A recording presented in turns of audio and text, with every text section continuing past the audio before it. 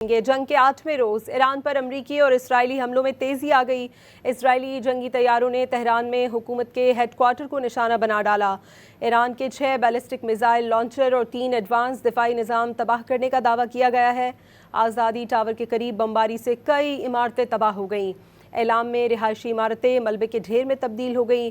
मोहराबाद airport पर भी शदीद बमबारी की गई। कुल शहादतें 1332 हो गईं। ईरान के शहर कस्वान में एक और स्कूल पर बमबारी की गई, जिसकी फुटेज सामने आ गई। अमेरिका और इसराइल के ईरान पर हमलों का 8वां रोज। सेहोनी जंगी तैयारों ने तेहरान में हुकूमत के हेडक्वार्टर को निशाना बना डाला। इसराइली फौज ने दावा किया कि ईरान के 6 बैलिस्टिक मिसाइल लॉन्चर, 3 एडवांस दिफाई निज़ाम तबाह कर दिए। तेहरान के मेहराबाद एयरपोर्ट पर खौफनाक हमला किया गया, जिसके बाद आग के शोले भड़कते देखे गए। एयरपोर्ट के करीब रिहायशी टावर पर भी फजाई हमले किए गए। शदीद बमबारी में कई अफराद के जाँ बहक होने की इत्तलात हैं। तेहरान में सईदी स्ट्रीट पर भी अमरीकी मिसाइल हमले से तबाही के मनाजिर देखे गए। तेहरान में आज़ादी टावर के करीब भी कई रिहायशी इमारतें मलिया मेट हो गईं।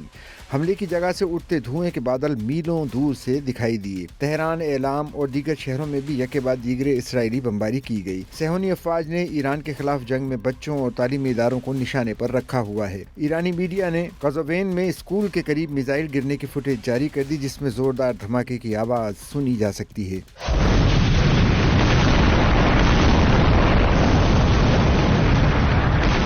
स्कूल के मुख्तलिफ CCTV कैमरों की फुटेज में नन्हे बच्चों, असातिज़ा और अमले के अफराद को सहम कर भागते देखा जा सकता है। मगरबी शहर एलाम में भी रहायशी इमारतों को वहशियाना बमबारी करके राख बना दिया गया। किरमानशाह में भी ड्रोन मार गिराया गया। ईरान के अहम शहर नेतन्स के करीब धमाकों की आवाज़ें सुनी गई हैं, जहां ईरान का एटमी प्लांट वाक़ है। उधर अमरीकी सेंट्रल कमांड ने जंग के पहले हफ्ते की तफसीलात और बाज़ वीडियो जारी कर दी हैं।